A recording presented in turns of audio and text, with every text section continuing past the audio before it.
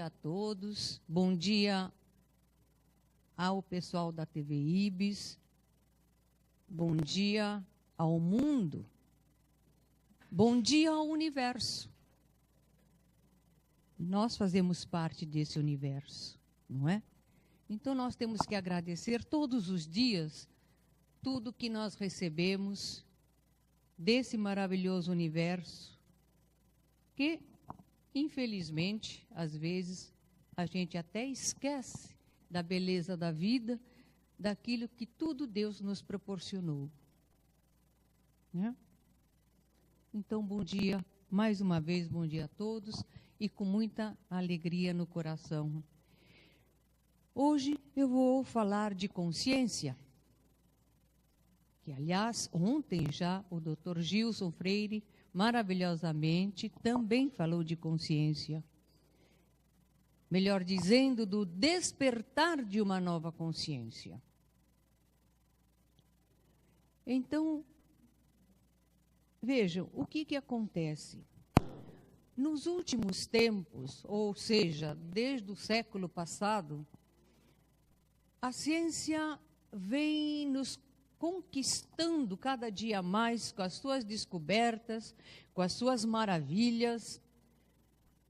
Ela descortinou um mundo maravilhoso, desvendou mistérios. E ela continua fazendo isso a cada dia. A cada dia nós temos novas descobertas que nos encantam, nos conquistam.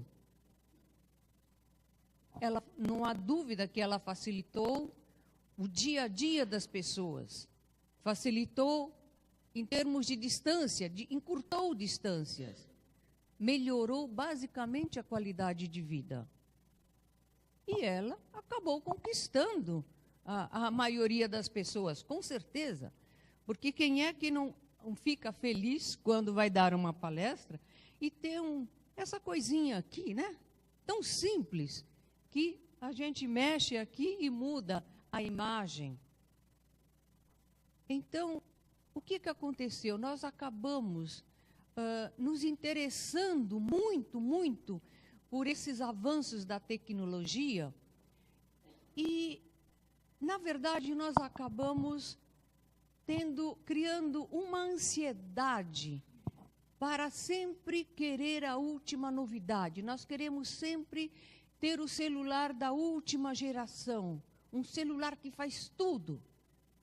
O celular, teoricamente, seria para falarmos com outra pessoa à distância, mas hoje ele faz tudo, só não cozinha.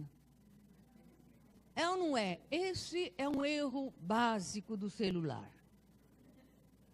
Mas fora isso, ele faz tudo. Então, nós encantamos com essa tecnologia. E o que acontece? Nós esquecemos que temos um lado espiritual. Nós estamos vivendo uma psicologia da insaciabilidade. Nós queremos sempre mais, mais e mais. Nós vivemos uma psicologia de ter e não de ser. Opa! Aqui.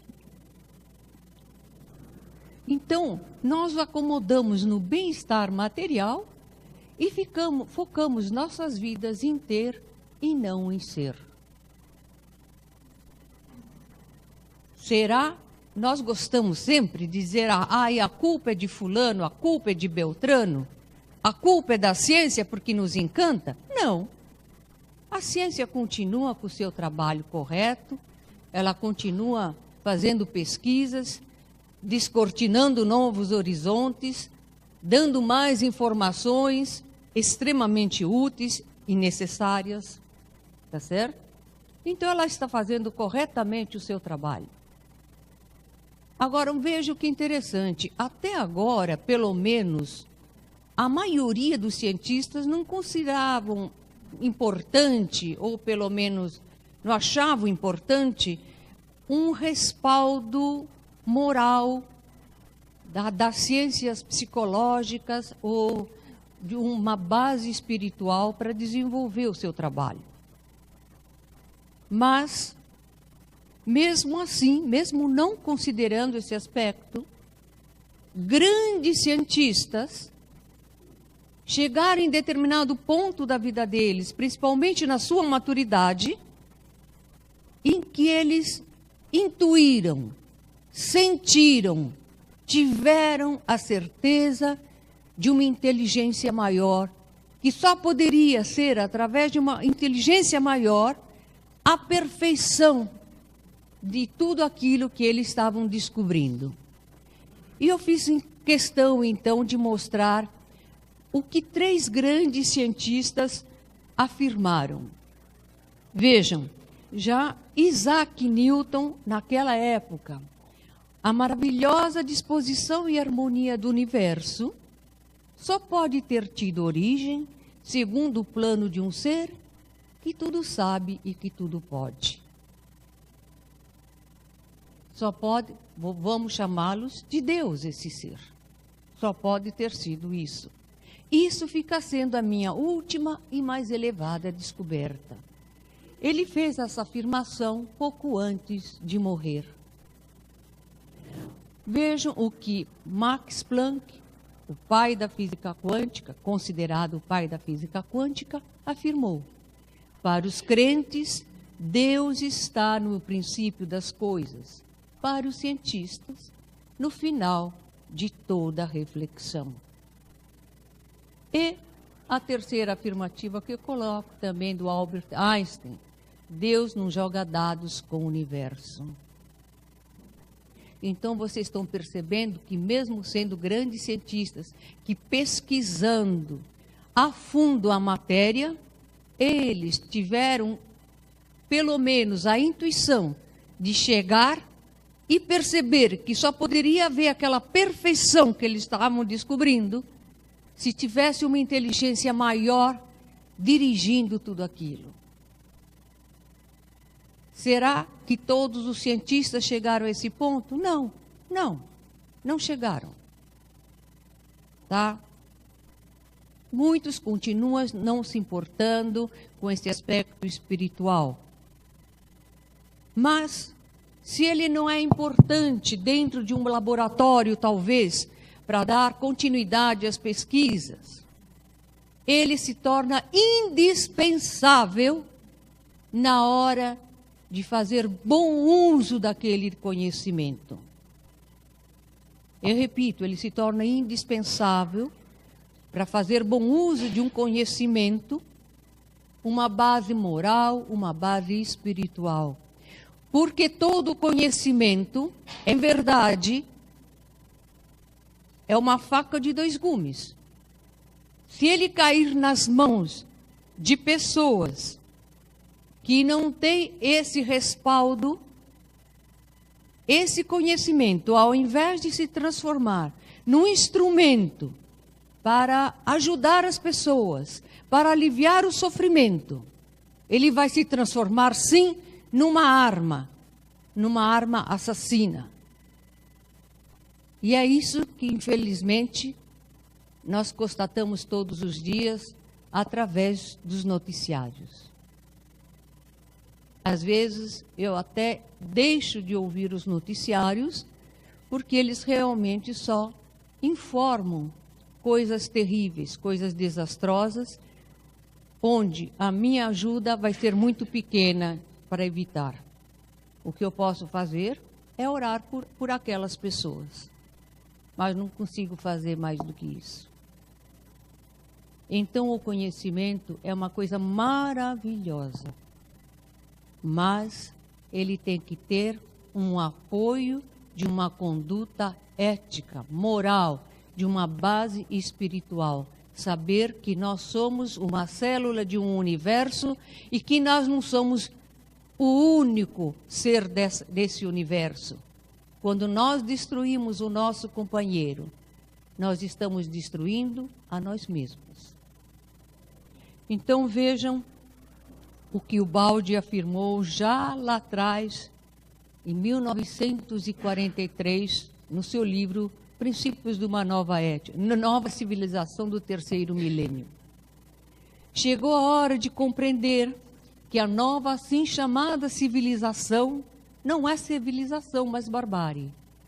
E, no fundo, o homem moderno é primitivo e inconsciente. Chegou a hora de compreender o significado das ações que indivíduos e povos realizam todos os dias. Chegou a hora de tornarmos-nos conscientes colaboradores de Deus. Então é isso, chegou a hora de nós tornarmos conscientes colaboradores de Deus e termos consciência dos atos que nós praticamos. Então, se nós não estamos satisfeitos, eu acredito que a maioria não esteja satisfeita com a situação do mundo inteiro, não vou dizer do país Brasil, mas vou dizer do mundo, de tanta violência, de tanta crueldade, nós temos que mudar.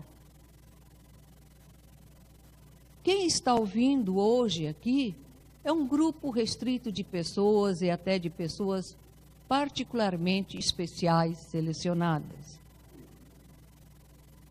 Mas nós podemos começar a ajudar o mundo inteiro, o universo inteiro. Como? De que forma? Mudando, fazendo uma pequena mudança. Se cada um fizer uma pequena mudança, automaticamente nós estamos dando uma colaboração para esse universo. Nós estamos colaborando com o mundo inteiro. Então vejam o que Mahatma Gandhi afirmou.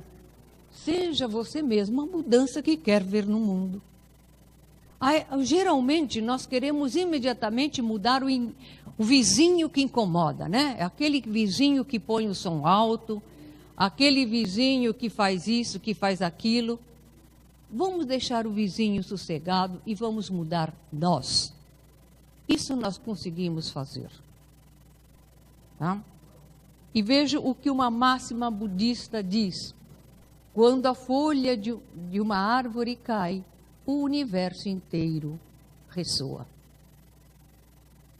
Então imaginem vocês uma pequena mudança, como fará ressoar o universo. Agora imaginem se a população do universo inteiro fizesse isso. A população do planeta Terra, que hoje é pouco mais de 7 bilhões. Que estrondo que provocaria, não? Um tsunami de bondade. Bastaria só uma pequena mudança. Mudança positiva, mudança para o bem. Então, vamos começar mudando nós mesmos. Agora, mudança, gente, sempre ocorre. Querendo ou não, nós mudamos. Mas o que eu estou afirmando é para fazer uma mudança consciente, porque elas ocorrem conscientemente ou inconscientemente.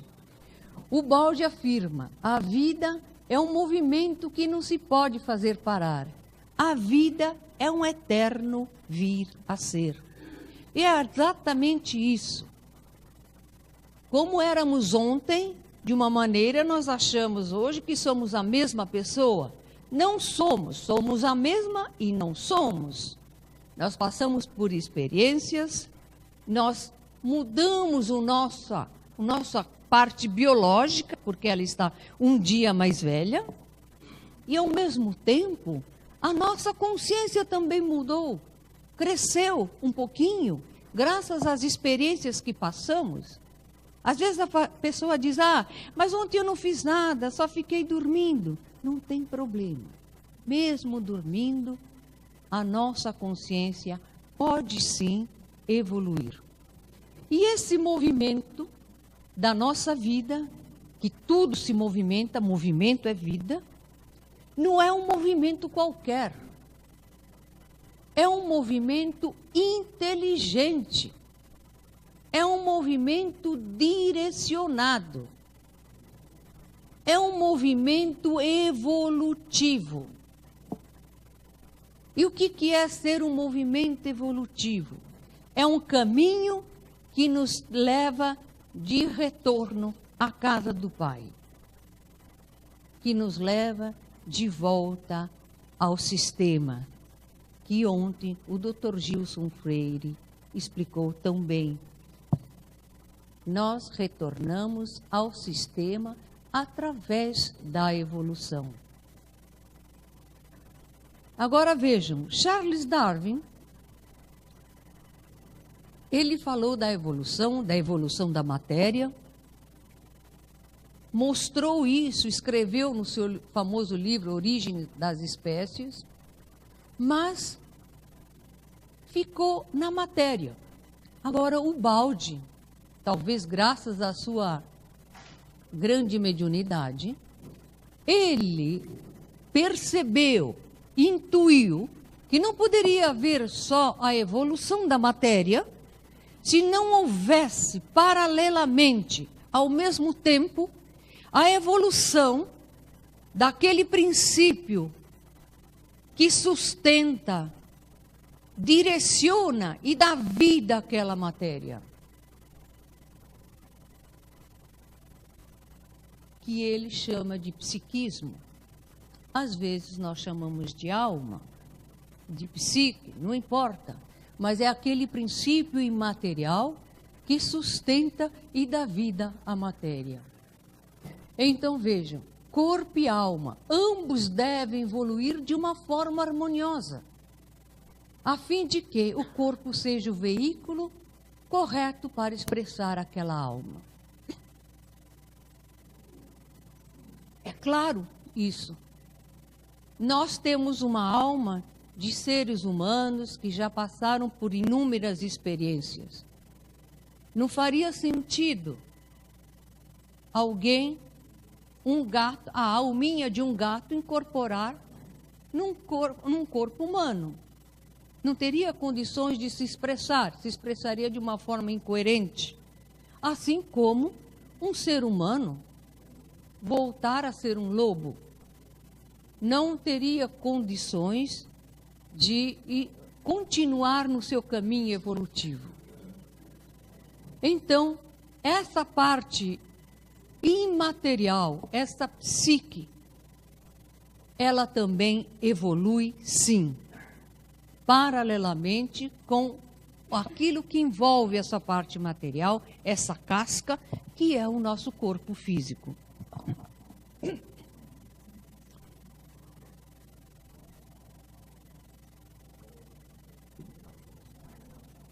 Então, vamos adiante.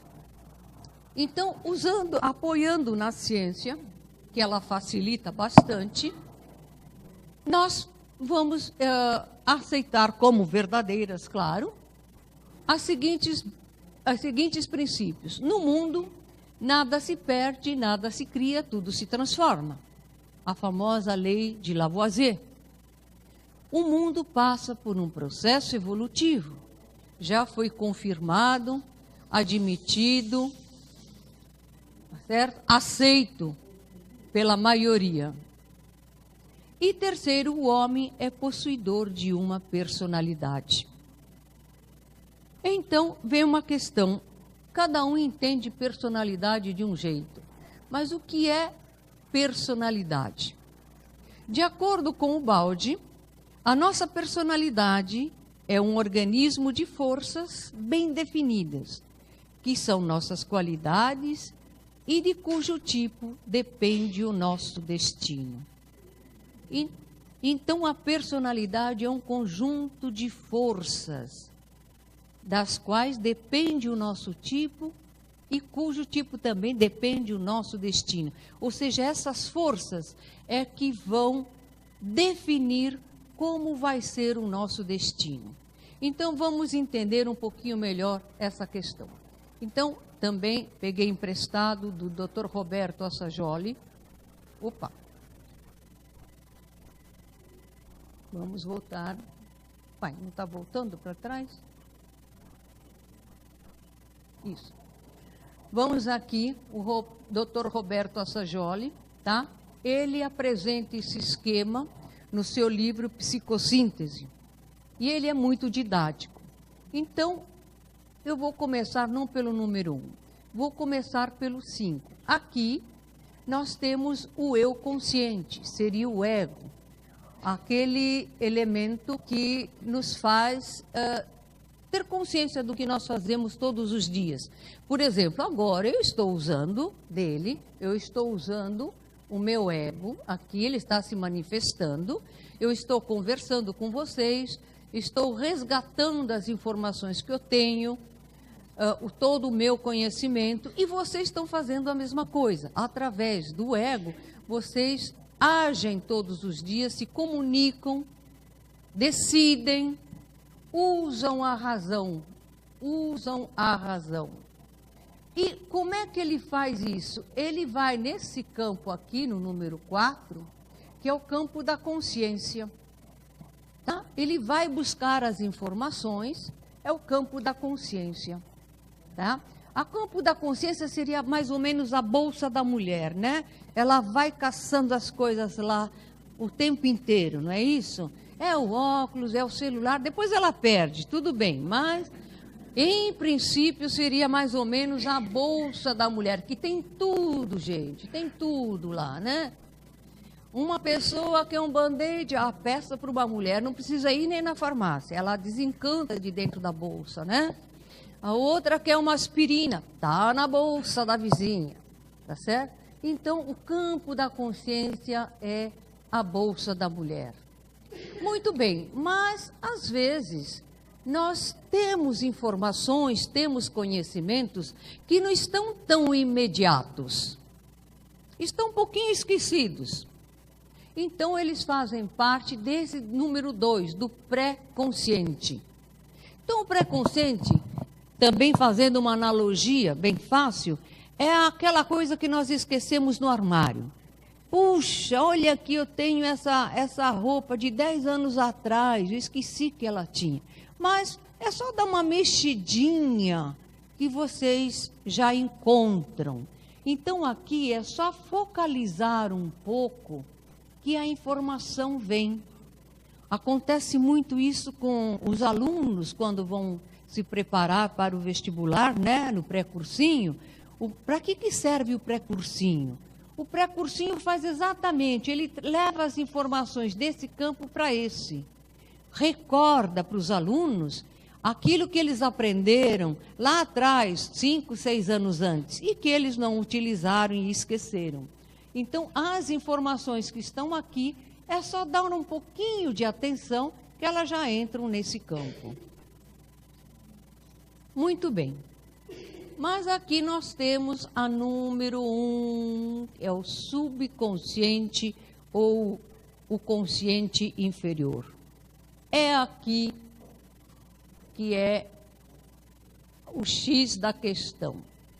Aqui estão armazenadas todas as informações, todo o conhecimento que nós adquirimos, não só nessa vida, como também nas vidas anteriores, nas vidas pregressas.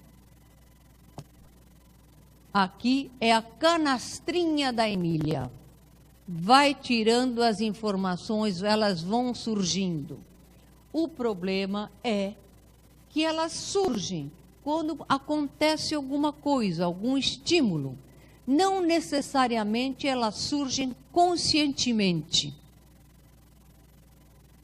Então, às vezes, se eu estou dirigindo e alguém me fecha, eu sou uma pessoa tranquila, calma, serena, acabei de fazer uma meditação, mas o bendito do carro do lado me fecha.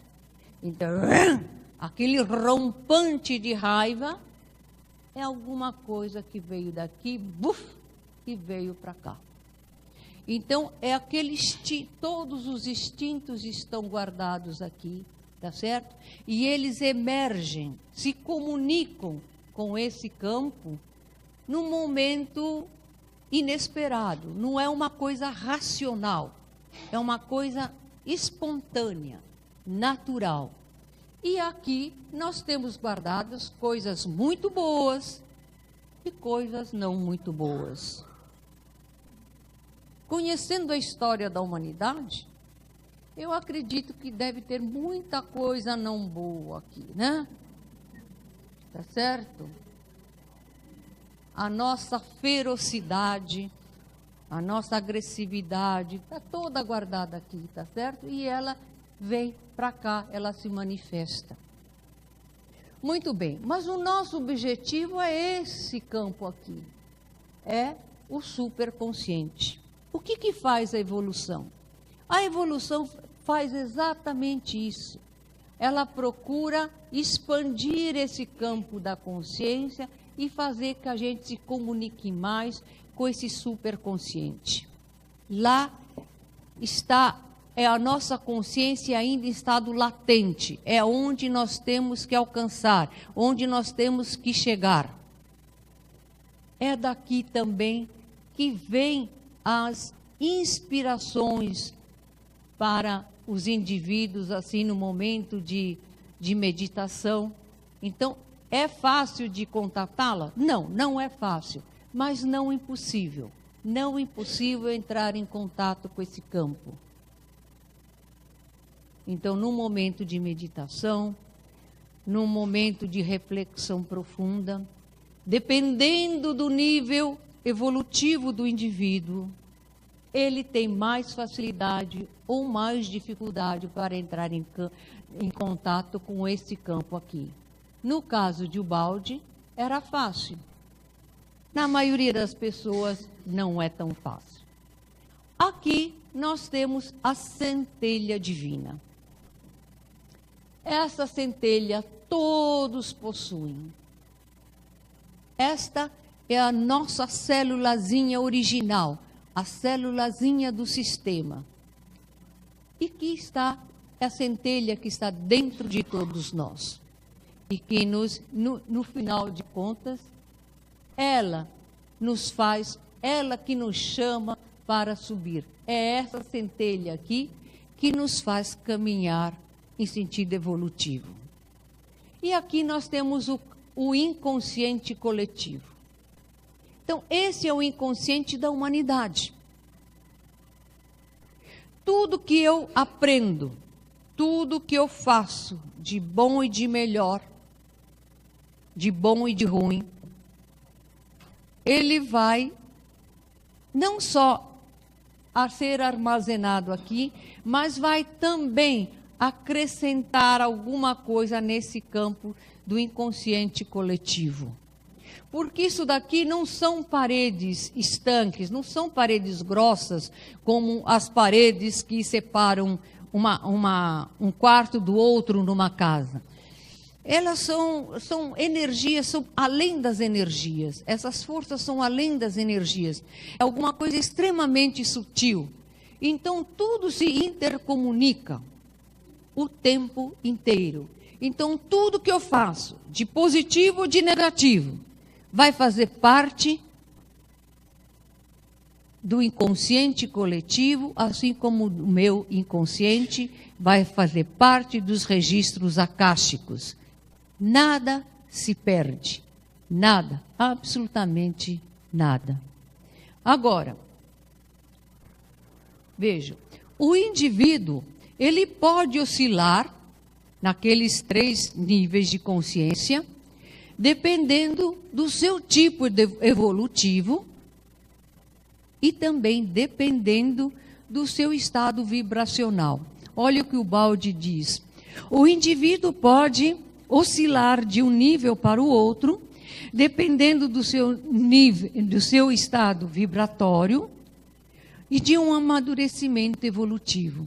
A personalidade humana pode estar nos 3 níveis citados, ou seja, inferior ou animal, eu médio ou humano, eu superior ou super-humano.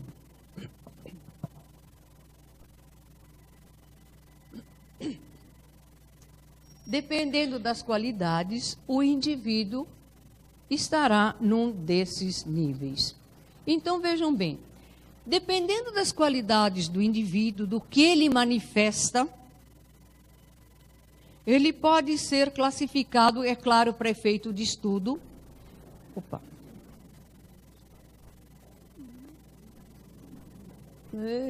De novo.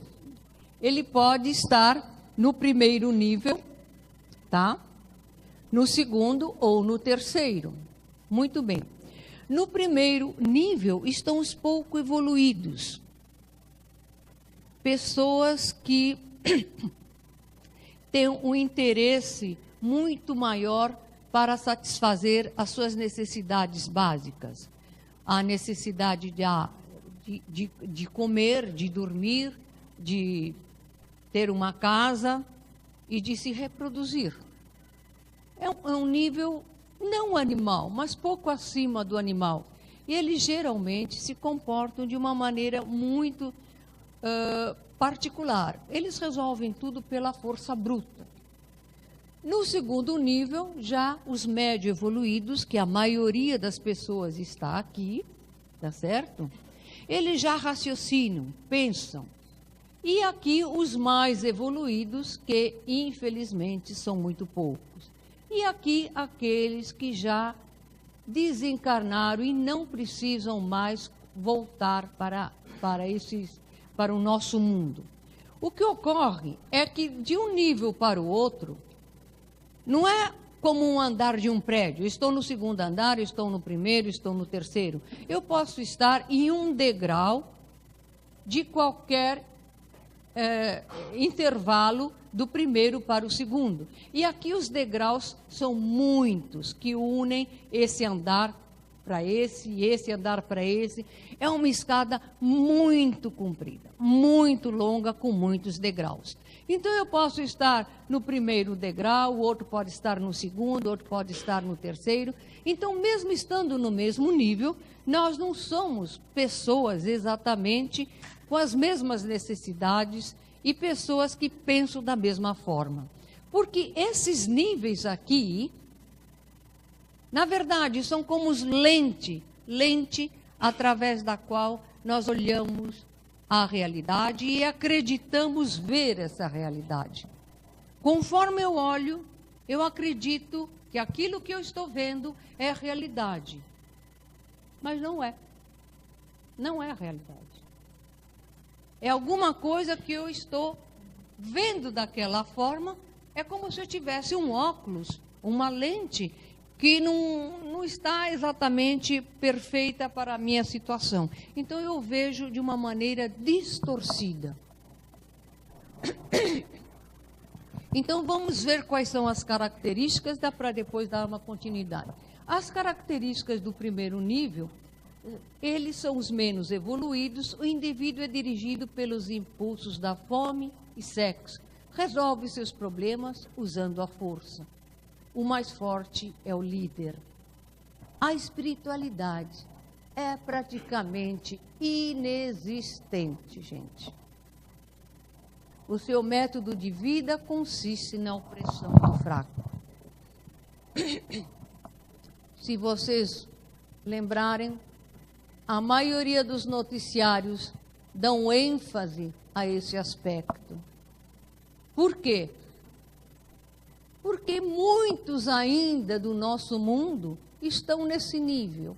E é onde eles adquirem audiência. É onde eles têm o aplauso. E isso que nós temos que mudar. Nós temos que sair desse nível para entrar no outro. E graças a Deus, eu acredito que aqui nessa plateia, ou de quem está ouvindo a TV Ibis e vendo, ninguém se encontre nesse nível. O segundo nível é o nível dos médios evoluídos. Aqui, além do impulso da fome e do sexo, surge o impulso do poder, deseja glória, conhecimento e procura dominar as forças da natureza. Para resolver os problemas e crescer materialmente, usa da inteligência e da astúcia. Gente, é o elemento extremamente utilizado nesse nível. A astúcia. Levar vantagem em tudo. Eu acho que vocês já ouviram essa conversa. Quem está levando vantagem está enganando o outro. Se um leva vantagem, o outro está levando desvantagem. E ele pode estar levando desvantagem por ser menos esperto, menos inteligente, numa situação de fragilidade. Então, nós não temos que usar da astúcia, nós temos que usar a honestidade em cada momento de nossa vida. Mesmo que, às vezes, a gente esteja com vontade de utilizar a astúcia. E a religião é grupal, condena as outras, precisa de imagem para pressionar os sentidos. Aqui já temos um princípio de religiosidade, mas a religiosidade aqui é mais uma religiosidade de forma do que de essência. Ele até vai em cultos religiosos da sua religião, mas, na verdade, o que ele está mais interessado é em outras coisas. Lá é mais uma coisa social, para mostrar para os outros e para ter um relacionamento. Lá dentro, no seu íntimo, na sua alma, ele não está muito se importando em ser um indivíduo melhor, ou não está muito se importando em pensar em como pode ajudar a humanidade. Ele está se importando, sim, em conseguir mais vantagens na própria vida. E o terceiro nível, o mais evoluído, tem início a verdadeira espiritualidade. Usa a inteligência para crescer espiritualmente. Sua religião é imparcial e universal e não precisa de partido ou grupo. Então, aqui, ele é extremamente religioso. Ele não precisa de ir numa igreja, numa sinagoga ou num culto, qualquer que seja a religião. Ele pode praticar a sua religião em casa, na cozinha, no quarto, na sala, porque todo ato seu é uma oração a Deus. Essa é a verdadeira religião. Quando você oferece o teu trabalho a Deus. Nessa hora, o trabalho tem que ser o melhor possível. Dentro das possibilidades, você vai se esforçar para fazer o melhor que pode. Então, essa é a verdadeira religiosidade. Sua religião é imparcial, universal e não precisa de partido ou grupo. Vive verdadeiramente o ideal. É isso daqui. Usa o método da sinceridade e colaboração. Entende o agressor e procura orientá-lo para o bem-estar através da compreensão e do amor. Então, aqui, ele não agride o adversário. Teoricamente, aqui ele não tem adversário. Ele tem um companheiro, porque ele entende tanto, é como o pai com o filho. Por mais que os filhos errem, o pai não vai ver no filho um inimigo. O pai vai ver no filho uma criança que precisa aprender e ele está lá para orientar. Então é isso. Nesse nível, o mais evoluído, ele vê sempre no outro um filho que ele pode ajudar. Então vejam bem.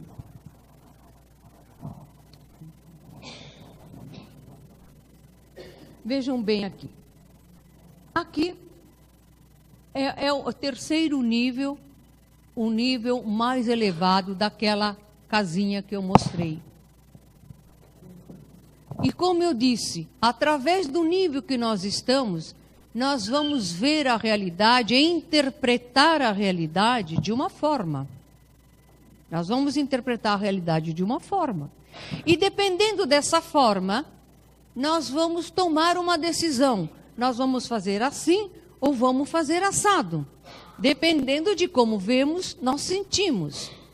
E nós vamos agir de forma diferente. Acontece que toda ação, vejam bem, eu vou pôr água no copo. Antes de eu colocar a água no copo, eu pensei, eu tive um pensamento original. O pensamento deu origem a uma ação.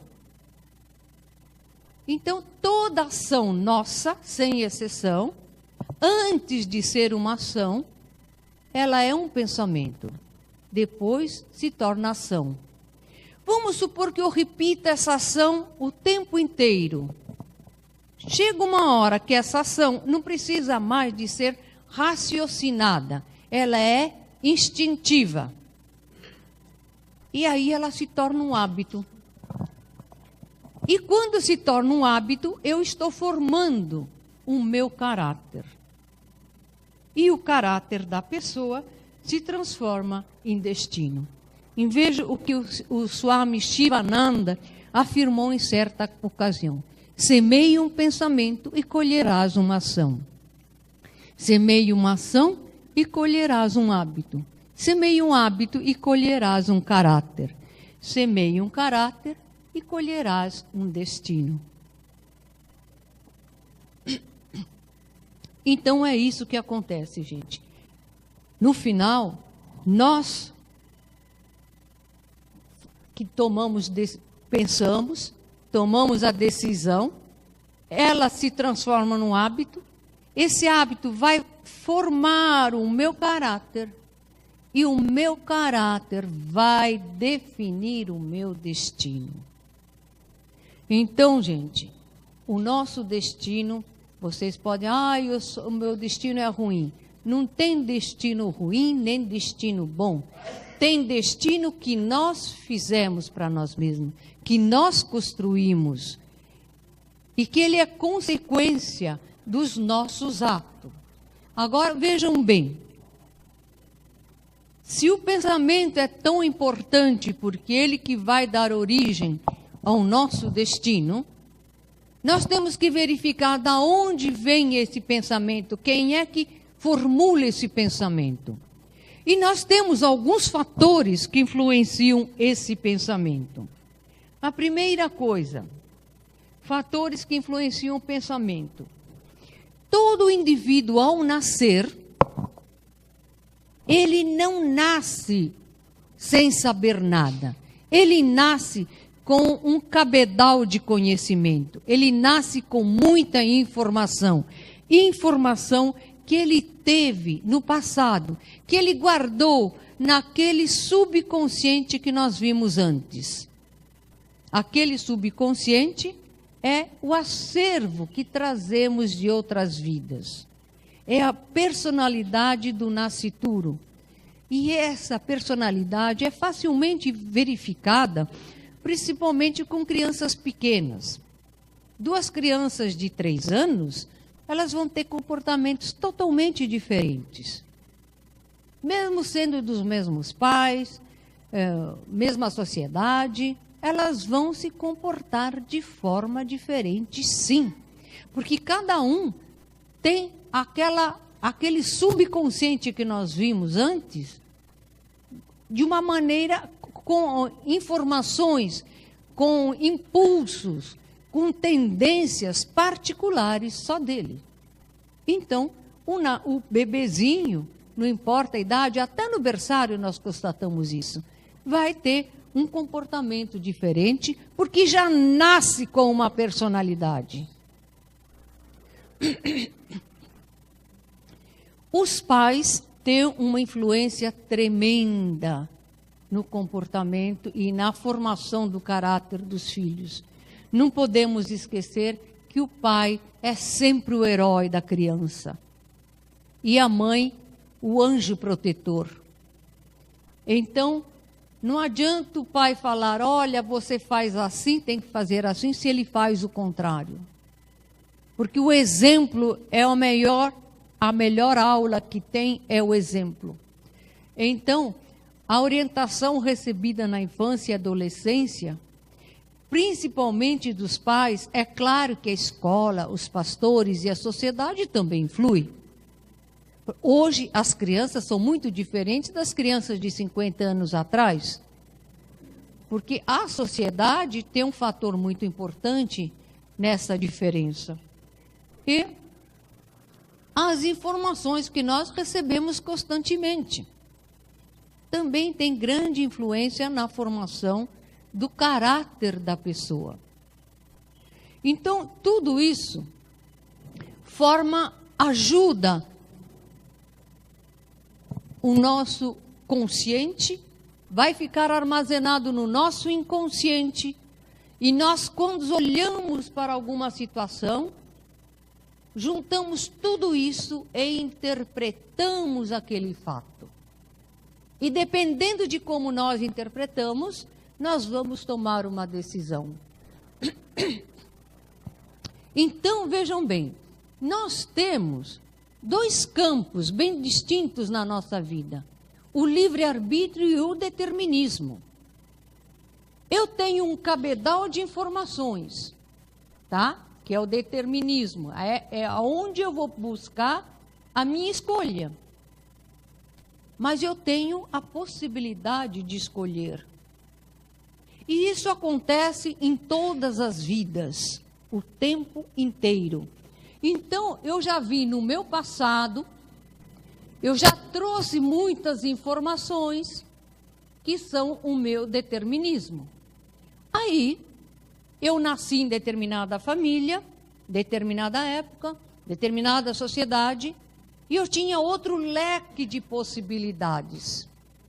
Então, juntando esse leque de possibilidades atuais com as informações que eu trouxe do passado, eu tenho livre-arbítrio para fazer a minha escolha.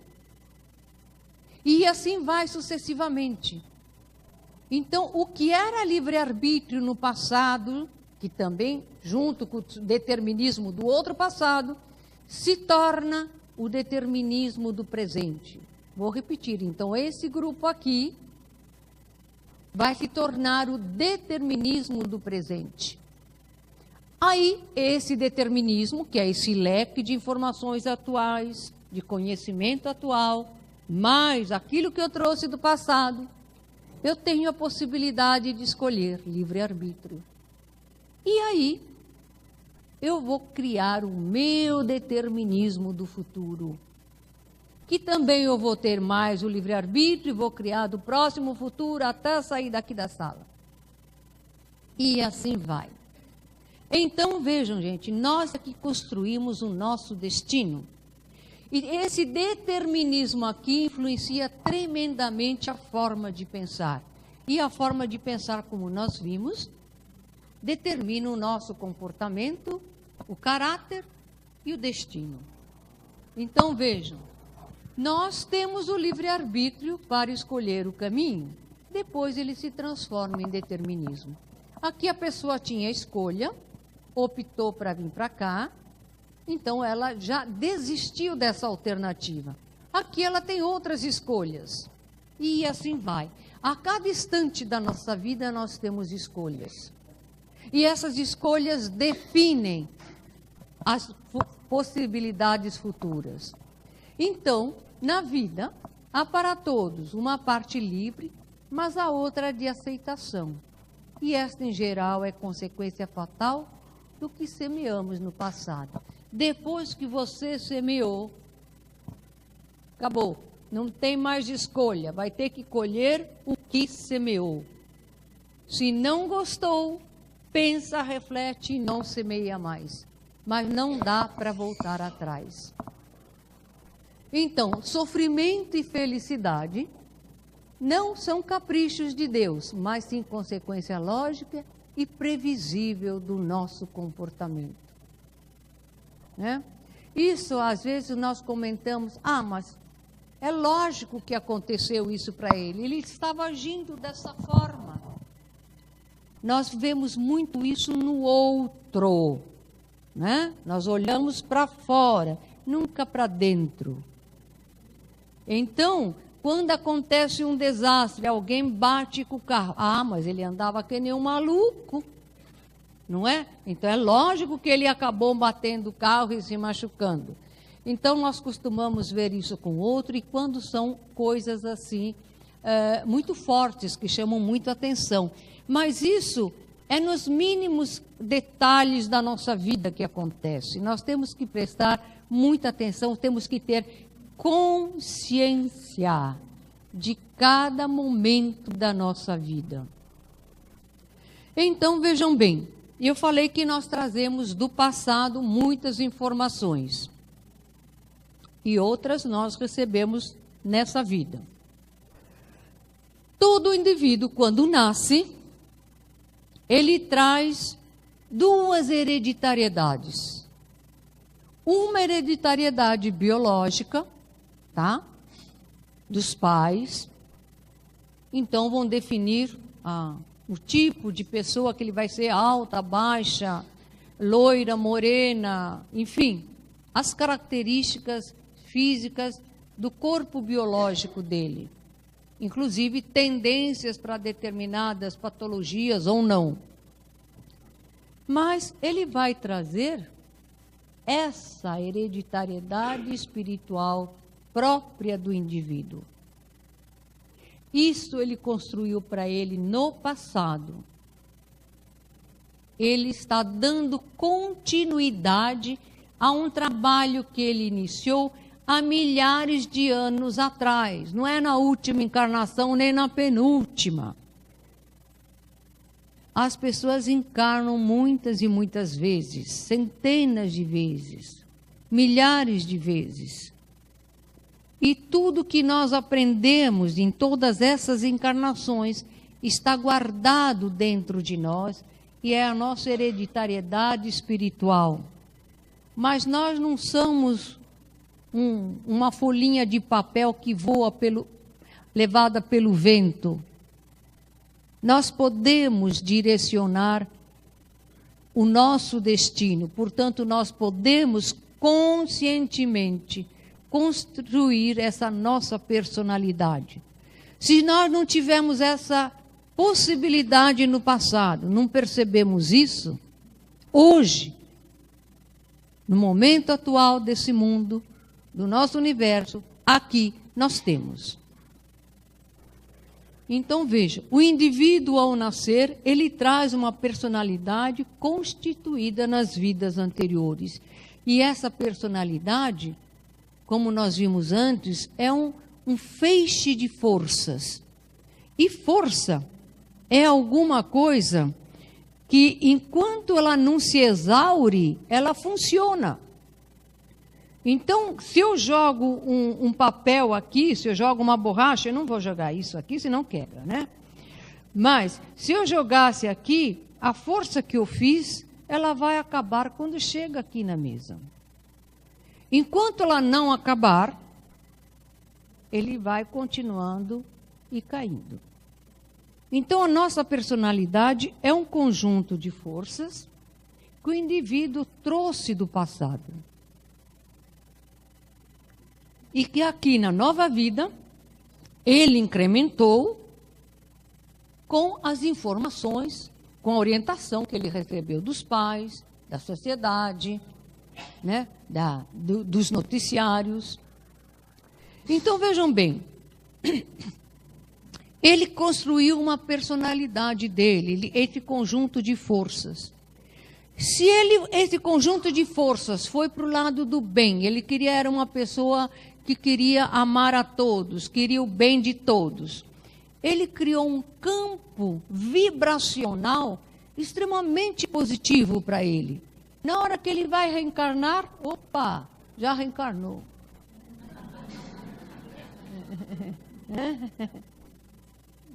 Eita, nós. Isso. Então, aqui, ele vai reencarnar numa casinha feliz, né? Num lar de felicidade. Ok? Em compensação, se ele era uma pessoa que optava pelo lado negativo, pelo lado do mal, pelo lado do sofrimento, ele criou ao seu redor um campo vibracional negativo. E é esse campo vibracional que ele vai carregar, é esse campo vibracional que vai estar em sintonia com a sua alma, e ele então vai se identificar com um lar negativo, com um lar de sombras, com um lar de um castelo mal assombrado.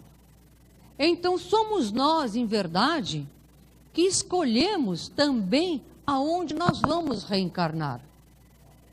E o que acontece? Nós reencarnamos E na primeira fase da nossa vida, nós recordamos o passado.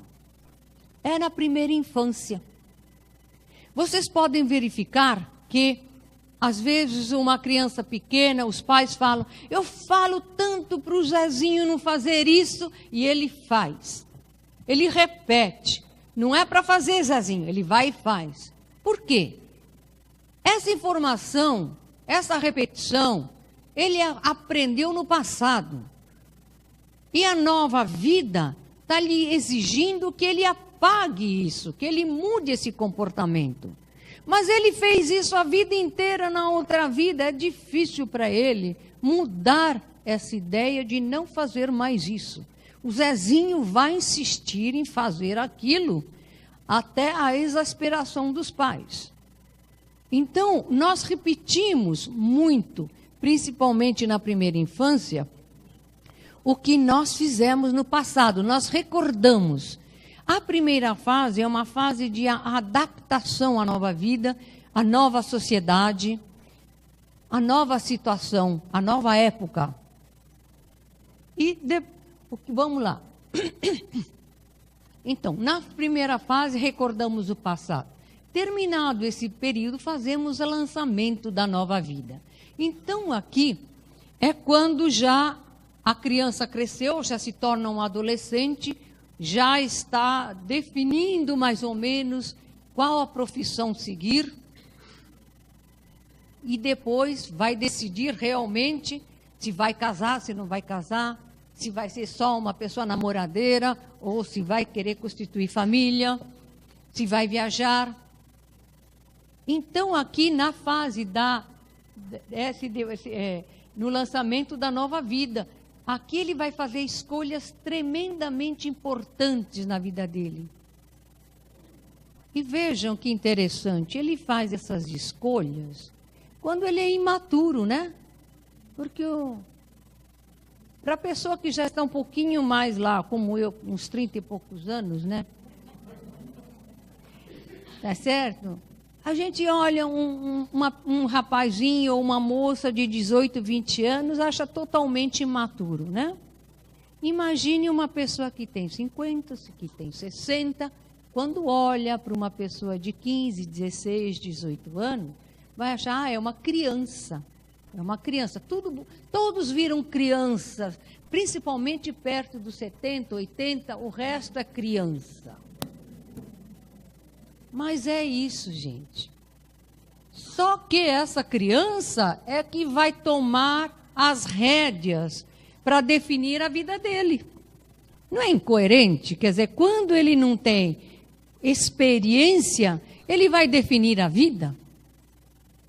Ele vai decidir se vai casar, se vai ter filho, se vai para a Europa, se vai para a China, se vai para a Austrália, se fica no Brasil, se vai ser médico, engenheiro, eletricista, técnico em computação. Mas nessa época, gente, ele não é inexperiente.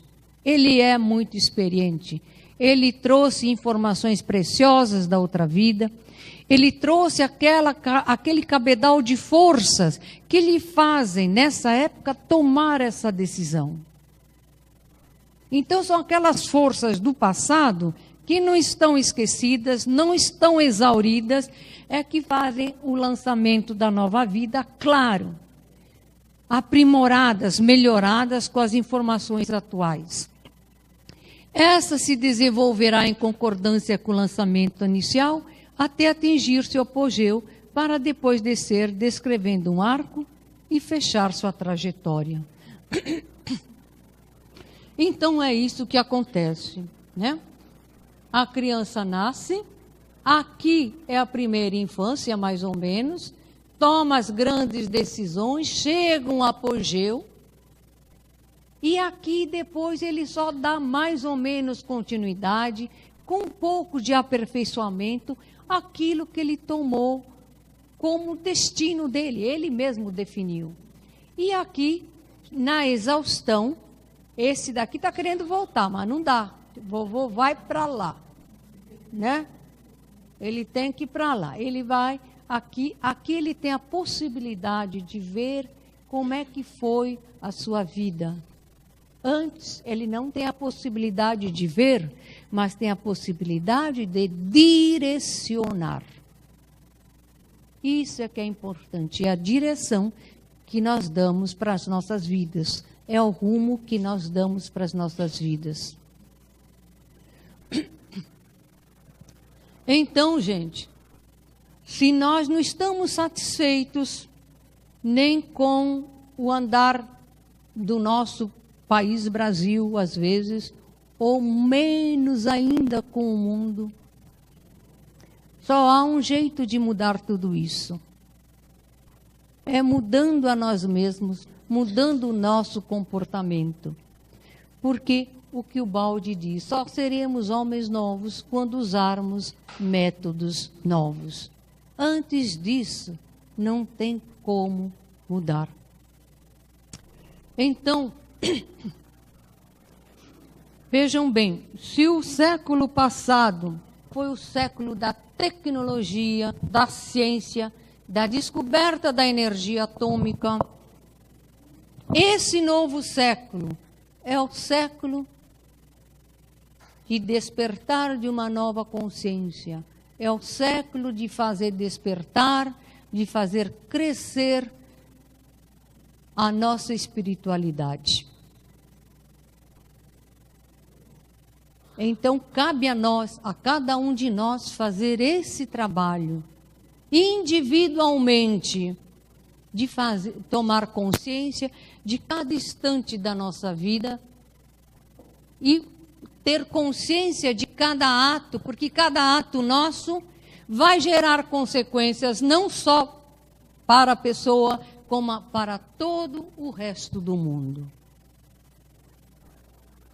Então, vejam bem o que o Baldi afirma no capítulo 82 da Grande Síntese.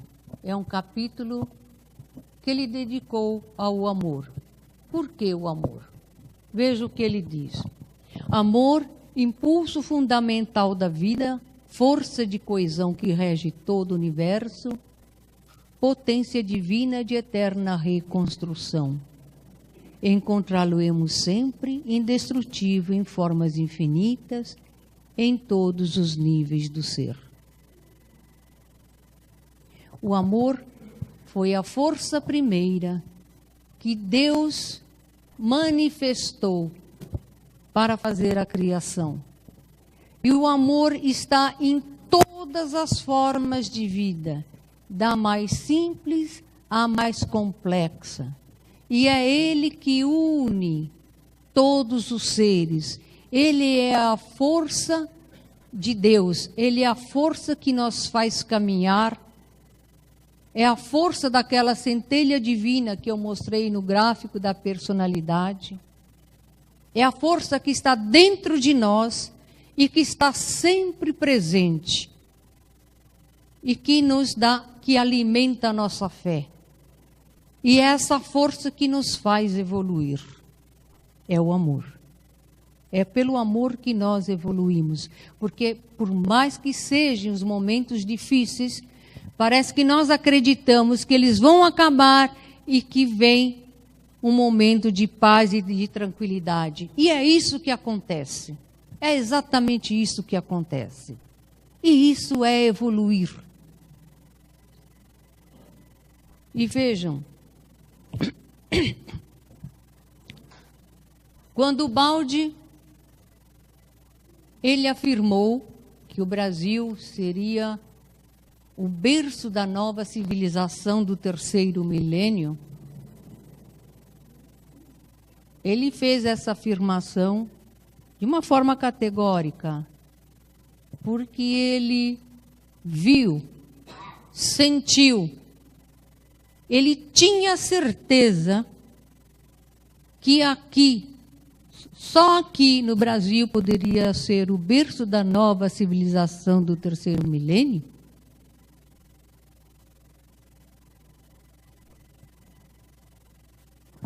Porque era o Brasil, o povo brasileiro é um povo de amor, é um povo extremamente amoroso. Talvez o povo que tenha mais amor de todo o planeta.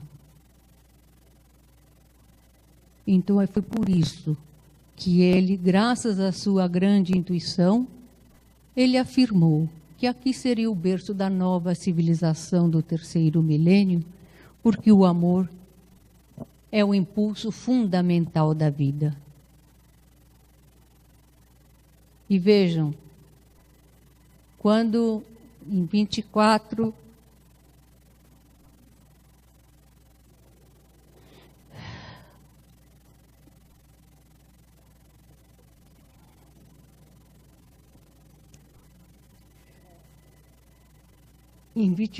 de dezembro de 31, ele recebeu a sua primeira mensagem da sua voz, uma mensagem belíssima. Essa mensagem afirma, no final, já bem no final, a sua voz diz o seguinte: eu presido a evolução espiritual desse planeta. E para a evolução espiritual, um ato de bondade vale muito mais que uma descoberta científica. Então, eu presido a evolução espiritual desse planeta. É um ato de bondade, vale muito mais que uma descoberta científica. Então, para encerrarmos o meu trabalho de hoje, essa palestra, eu quero que todos estejam com bastante amor no coração. Então, eu gostaria que todos nós fizéssemos a oração de São Francisco. Então, Senhor, fazei de mim